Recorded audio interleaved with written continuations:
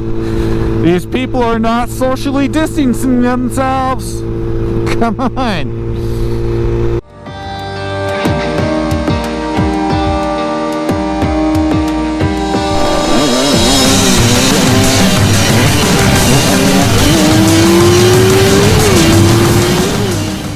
What's up, internets? Welcome back. Today's easily the best day weather-wise we've had, I don't know, in over a week, man. We had a blizzard just a couple days ago. Can't hardly tell. It's a little bit chilly, but after being not on the bike for, like I said, over a week and a half, it's nice to be back on the bike, even if it is a little bit on the chilly side. What are you doing, brother?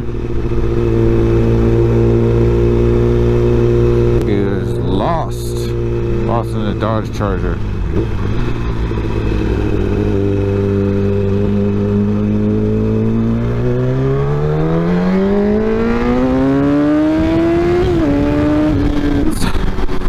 It is one of the most awesome things about a 1000. It never gets old. Really? Come on, man. So, coronavirus spreading like wildfire. You know, right now I'm literally ashamed to be a human. I don't know why. I don't know what the deal is about the toilet paper. That part makes no sense, and that seems to be like a worldwide thing, man. I've seen videos of it down under. It's definitely happening all over the country here in the United States. Why toilet paper? Is everybody afraid they're going to get diarrhea 12 times a day? It's just stupid. It's asinine.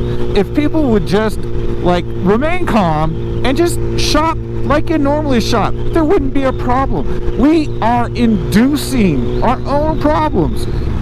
It's crazy, man. Now, I understand if you're going to stockpile something, at least toilet paper is not perishable. But here's one that really drives me nuts, okay?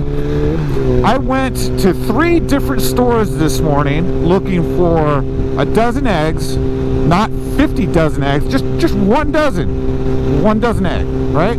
And some toilet paper. And the last store I went to was Walmart. I walk in there, and the beef section, completely empty. Holy cow. It's like 1 million people moved to Colorado Springs overnight. What are you guys going to do with all that beef? You're not going to eat twice as much. So for all those people that have a freezer in their garage and they just filled it with a bunch of beef, when this is all said and done and you throw half of that shit away, I'm all for state, federal government creating some new legislation that basically says for every package of beef, I don't care what kind it is, ground beef, I don't care if it's a T-bone, that would really piss me off, ribeyes, whatever, any kind of beef that you bought and you didn't eat and it stayed in your freezer long past its shelf life, its frozen shelf life, I'm all for you spending 1 night in jail for every package of beef you end up throwing away because you're stupid. I don't understand people. Humans are idiots. Oh yeah, this is the first time I've used my USB charger to charge my phone on my bike. And it's probably the second time I've ever used it. I took my drone out one time and I was using it to charge the battery as I went from one end of the city to the other end of the city. I was charging my my drone battery, and that worked out well. And so I forgot to charge my phone last night before I went to bed, so woke up, it was like 50% or something, and I've been running all day, still haven't charged it until now. So that's really handy. I'm digging it. So we didn't get any mail today, but that's okay. If you're watching this video and you desire to send me a letter in the mail, please do so at P.O. Box 49463. Oh gosh, I don't remember. I'll put it up on the screen right here, okay? But yeah, send me something. Oh, here we go again. Bike's been sitting for a couple weeks. My fuel injection light's back on with the red dummy light. That is not an oil light. You know, that video I made about the ZX-10 and Kawasaki's warning lights, at least on the ZX-10, I don't know if it's on any of their other models. Anyway, that was one of the best videos I have ever done in terms of sustained views. That video gets like 10 or 15 views. Well, no, I'd say 5 to 8 views a day, it seems like, every day. And it has since like the life of that video, which leads me to believe that a lot of people have the same problem or the same opinion about the warning lights. It's so ridiculously dumb that they wired up the fuel injection warning light to the red dummy light, because here in America that just means really bad things on a car or a motorcycle. And then the oh my gosh, the electronic steering dampener has a warning light, and they tend, both the fuel injection and electronic steering dampener warning lights, they tend to both go off when you have charging systems or a battery that, like me, a battery that is on its way out. So I don't really have any point or purpose of this video, as you might have guessed by now. I'm kind of just riding around bitching about coronavirus. Like, what are you doing, dude? Are you gonna turn? You were gonna use the turn lane to pass the bicycle. I got it.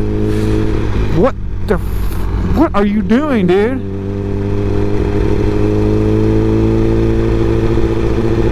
This guy's an idiot. Dude, calm down, man. Relax. What's the rush? So this is going to come off really kind of petty. Might seem like first world problems, if you know what I mean. But I really feel bad for Eli Tomac, because I don't think they're going to race any more Supercross races. He has a 3-point lead over Ken Roczen. For the most part, anything could have happened. They had plenty of races left. I don't know, 5 or 6 races left. Something like that. And finally, Tomac's having the best year he's ever been. Consistent. Still got the beast mode speed. And if they don't race another Supercross, if they end it right here and right now, Daytona is the last race. He's going to claim the championship prematurely with a 3-point lead, and it's just going to be this huge black mark. I mean, the guy has been the fastest dude for a couple years now, but he's just been so inconsistent. He hasn't been able to put the championship together. He finally looks like he was going to do it. Like I said, still a lot of racing left. 3 points between Roczen and Tomac. Anything could have happened, and given his history, a lot of people are going to say what I just said, that anything could have happened. He wasn't a lock by any means. However, the way he was riding, you just gotta believe this was the year he was gonna get it done.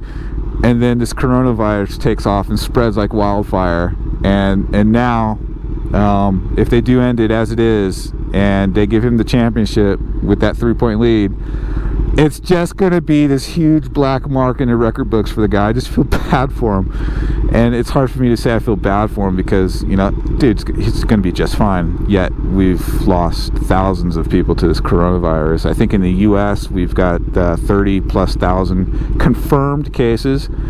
300 something people have died. And yet here I am talking about how I feel bad for Eli Tomac, because poor boy, his first Supercross championships is going to have this incredibly ugly black mark on it. But it is what it is. What are you going to do?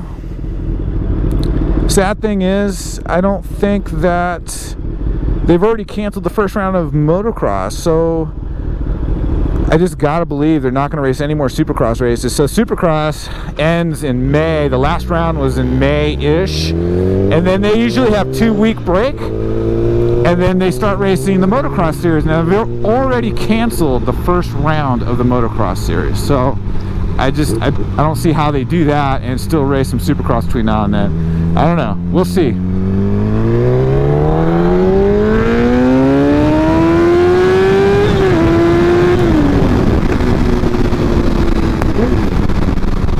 And that's the other reason I like a 1000. Oh wait, that's the same reason as the first reason. My bad.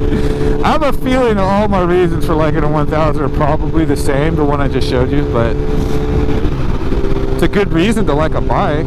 So I think I'm done. I think this is the end of this video. It's getting a little bit colder. The sun is setting. well, it's not setting, but it's getting closer to setting, and temperature's dropping, and I gotta edit this video. So I'll see you guys later, man. Have a good one. Stay safe. Be kind to each other. Stop buying all the damn toilet paper, okay? Stop wasting food. Calm down. Everything's gonna be okay. My goodness. See you in the next video. Bye.